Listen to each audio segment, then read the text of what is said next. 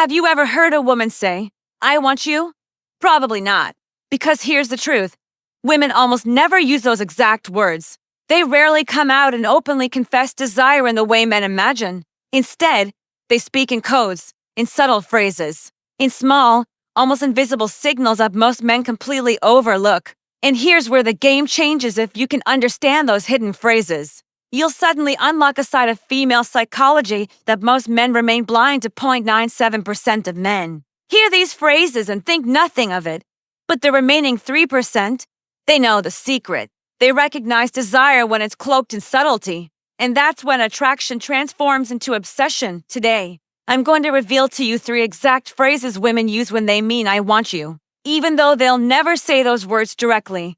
And to decode these signals, we're going to use the powerful tools, female psychology, to understand her hidden desires, Stoic philosophy to help you stay calm, detached, and unshakable when you hear them. So stay with me until the very end, because once you learn these phrases, you'll never see conversations with women the same way again. Set up with Stoic wisdom, Marcus Aurelius once said, "The soul becomes dyed with the color of its thoughts." What does this mean for you? It means that if you expect women to express desire in the same direct, verbal way men do, you'll miss the truth. You'll misread the signals. Women are subtle by design. Evolution has shaped them to test, to filter, to communicate desire indirectly, because in her psychology, open desperation equals vulnerability, and vulnerability equals risk. So instead, she hides attraction in words that seem casual, innocent, normal, but beneath them lies raw, unspoken desire. Your job isn't to chase. Your job is to notice. Your job is to remain calm, unmoved, like a Stoic observer of the world, able to read between the lines while others remain blind. Transition into phrase number 1. So let's start with the first phrase. It might sound simple, even harmless, but when you hear it from her, pay attention, because it almost never means what you think. Phrase number 1, "Where have you been?" At first glance, it sounds casual. Maybe she's just curious. Maybe she's making small talk, right? Wrong. When a woman looks at you, tilts her head slightly, and asks, "Where have you been?" what she's really saying is this: "Why? Haven't I had your attention? I noticed your absence and it bothered me." Think about it. She could have ignored you. She could have said nothing. But instead, she calls out the gap. She verbalizes a space between you. This is not a question of geography. It's a question of presence. It's her subtle way of saying, "I've been thinking about you. Why weren't you around?" Psychological breakdown in female psychology. Desire often appears not as direct pursuit, but as awareness of absence. When a woman desires a man, his silence feels louder. His absence feels heavier. She notices when he disappears, when he doesn't text, when he withdraws, and so she cloaks her desire in curiosity. "Where have you been?" is not curiosity, it's coded longing. Stoic angle now. Here's where Stoicism comes in. A man who is emotionally needy, desperate for validation, will hear "Where have you been?" and immediately explode with over-explanations. He'll say things like, "Oh, I've just been busy, but I missed you so much. Sorry, I should have texted more." That ruins the dynamic, because now he has turned her desire into his desperation. But the Stoic man, the man of calm power, he doesn't rush. He doesn't over-explain. He simply smiles, shrugs lightly, and says something grounded like, "I've been focused, just living. You know how it is." Notice the difference. One man collapses into her subtle test. The other remains calm, mysterious, and centered. Seneca once wrote, "He who is brave is free," and that includes bravery in silence, bravery in not rushing to explain yourself, bravery in letting her desire linger, unconfirmed, unpressured. Because here's the paradox. When you don't give her full clarity, her mind invests deeper. Her imagination begins to fill the gaps. And imagination is far more powerful than any words you could ever say. Mini story example. Let me paint this picture. A man named David was dating casually, but he had one particular woman who seemed intrigued by him. He didn't text her often. He didn't chase. He simply lived his life. One day, she looked at him across the table and said with a smirk, "So, where have you been?" Most men would have jumped at that moment, confessing, explaining, oversharing. But David just leaned back, smiled calmly, and replied, "Here and there." "Why do you ask?" Her eyes lit up, because suddenly, she was the one chasing clarity. She was the one revealing desire. That's the hidden meaning of this phrase. It's not a question, it's an admission that she felt your absence, because she wanted your presence. Close up part one, so that's the first phrase women use when they mean I want you. But they'll never say it directly. Where have you been? Equals why weren't you with me? I noticed. I missed it. But remember, recognition is only half the battle. The real mastery is in your response. Remain stoic. Stay calm. Don't collapse into neediness. Let her reveal more. In the next part, we'll uncover the second phrase, one that's even more subtle and far more powerful, a phrase that slips out in moments of playful teasing, but hides a burning attraction beneath the surface, and once you understand it, you'll never hear it the same way again. In part one, we discover the first hidden phrase women use when they secretly mean I want you. Where have you been? On the surface it looks casual, but underneath it's a sign that she felt your absence and therefore, she values your presence. Now let's move deeper. Because the second phrase is even more subtle. It usually slips out when she's teasing you, laughing with you, or trying to test your calmness. But once you understand its true meaning, you'll realize it's one of the clearest admissions of hidden desire. Phrase number 2, you're so full of yourself. At first, it sounds like an insult. It sounds like she's teasing you, maybe even putting you down. But let me ask you this. Why would she say that to you specifically? Why not to everyone? Because this phrase only comes out when she's secretly intrigued by your confidence. Psychological breakdown. Here's the truth about female psychology. Women are naturally drawn to men who carry themselves with certainty, direction, and presence. Confidence is magnetic. But here's the catch, it also makes her nervous.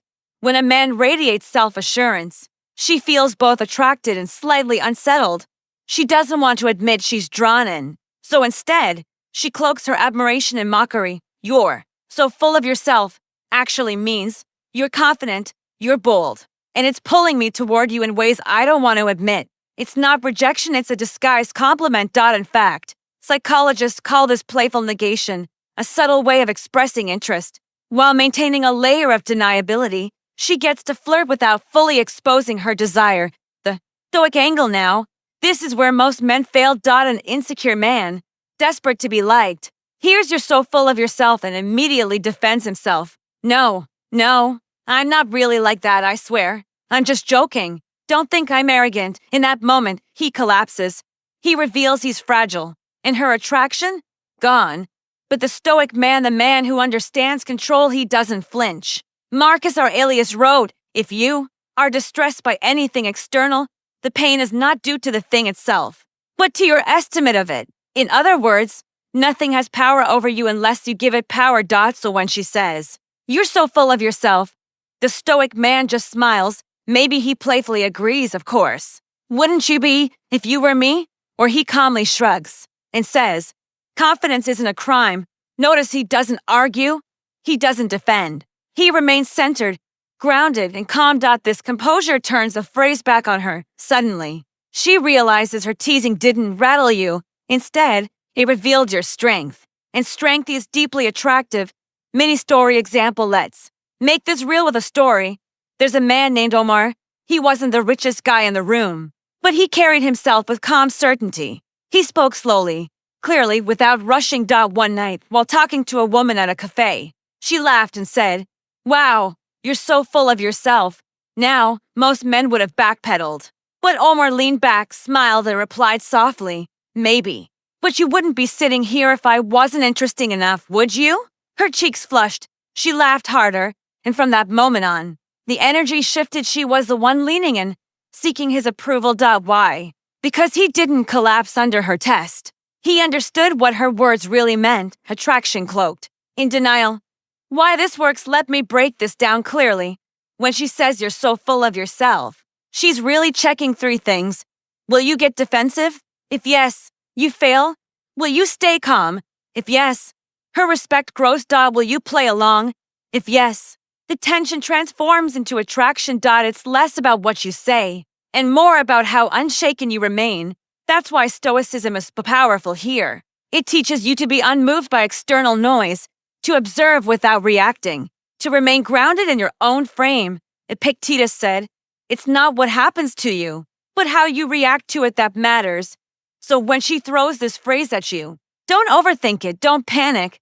Just breathe, smile, and hold your ground. Because in her world, confidence is rare. And when she finds it, she'll test it. If you pass, desire deepens. Extra layer, the hidden desire behind the mockery. Let's go one layer deeper. Why does she even say this at all? Why not just stay silent? Because teasing is a form of investment. It's proof she's engaged, that she cares enough to poke at you. Think about it. If she felt nothing, she'd say nothing. Indifference is silent. Attraction teases. So the next time you hear "you're so full of yourself," recognize it for what it truly is. Not rejection, not insult, but a spark of desire wrapped in playful disguise. Close apart. So that's the second hidden phrase women use when they mean "I want you." "You're so full of yourself" equals your confidence unsettles me, excites me, and pulls me toward you even if I don't want to admit it. But remember, the key is your reaction. Stay calm, stay grounded, stay stoic, because once you remain unshaken, her attraction only intensifies. Now, in the next part, we'll uncover the third and final phrase, the one that's the most subtle of all, a phrase that sounds innocent, almost casual, but carries the deepest hidden meaning of desire. And once you understand it, you'll realize she may never say, "I want you," but her words will reveal it louder than anything else. Asterisk. So far, we've uncovered two hidden phrases women use when they secretly mean "I want you." Phrase number 1, "Where have you been?" Phrase number 2, "You're so full of yourself." Both phrases look innocent on the surface, but once you understand female psychology, you realize they're coded signals of desire. Now it's time for the final one, the third phrase. And trust me, this one is the most subtle of all. Many men hear it and brush it off as nothing.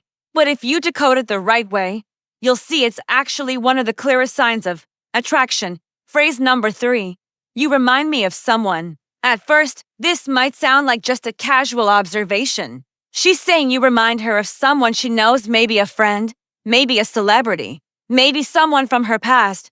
But here's the hidden truth. When a woman says this, she's really telling you that you've entered her emotional memory. Psychological breakdown. Human attraction isn't just about looks or words, it's about associations. When someone reminds us of a powerful memory, we automatically feel the emotions connected to that memory. So when she says "you remind me of someone," it usually means you're triggering a deeper feeling in me, something familiar, something I can't ignore.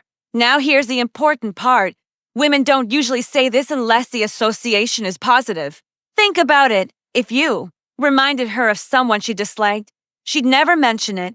She'd quietly distance herself. But if she openly tells you, that means the reminder carries weight, attraction, or curiosity. In other words, she's unconsciously admitting, "You're starting to affect me." The Stoic angle. How should you respond when you hear this? The insecure man will get too excited. He'll lean in, desperate to know more. "Really? Who? Tell me. Was he handsome?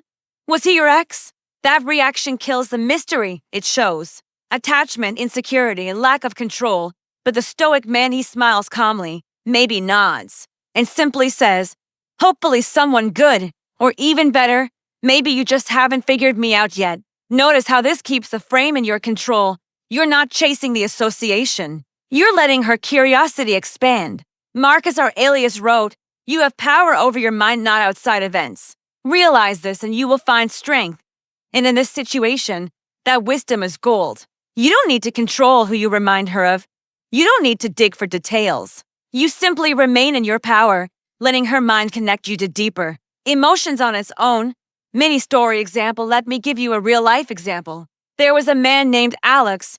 He wasn't flashy, but he carried himself with calm, steady confidence. One night while talking with a woman, she tilted her head, studied him for a moment, and said softly, "You remind me of someone." Most men would have jumped in asking who. But Alex just smiled and said, "Hopefully someone worth remembering." She laughed, shook her head, and kept staring at him. Why? Because in that moment, her imagination ran wild. She wasn't thinking about the someone anymore, she was thinking about him. And that's the power of this phrase. It's not really about who you remind her of. It's about the emotional space you're carving out inside her. the deeper layer. Projection of desire. Let's dig even deeper. Psychologists say that when women feel attraction, they often project. That means they overlay their past emotions, fantasies, and desires onto the man in front of them. So when she says, "You remind me of someone," she's actually confessing, "I feel something with you that I can't explain directly. So I'll link it to a memory, because that's safer than admitting I want you right now." It's a safe way of revealing desire. She gets to express attraction without the vulnerability of saying, "I want you," and here's the kicker. If you remain calm, detached, and unshaken, her curiosity only grows. She starts to wonder, why does he feel so familiar? Why am I drawn in? That inner questioning pulls her closer without you having to say a single word, bringing it all together. So let's tie this all up. Women may never directly say, "I want you." It's too risky, too vulnerable, too raw. Instead, they use phrases like, "Where have you been?" Gives a sign she noticed your absence and secretly longed for your presence. "You're so full of yourself." Gives a disguised compliment, revealing her attraction to your confidence. "You remind me of someone." Gives a subtle admission that you've entered her emotional memory, stirring hidden desire. Most men hear these phrases and think nothing of them. But the wise man, the Stoic man, reads between the lines. He doesn't overreact. He doesn't chase. He doesn't collapse into neediness. Instead, he remains calm, grounded, and steady. And in that steadiness, her attraction grows deeper. Final Stoic lesson. Let me leave you with this. Seneca once wrote, "He who is not a slave to himself, no one can enslave." In relationships, this means when you're not enslaved by neediness, insecurity, or the desperate desire for validation, women feel your freedom. And freedom is magnetic. So the next time you hear these phrases, don't rush, don't panic, don't over-explain. Smile, stay calm, stay stoic, because she may never say "I want you" out loud, but if you listen closely, her words already told you everything.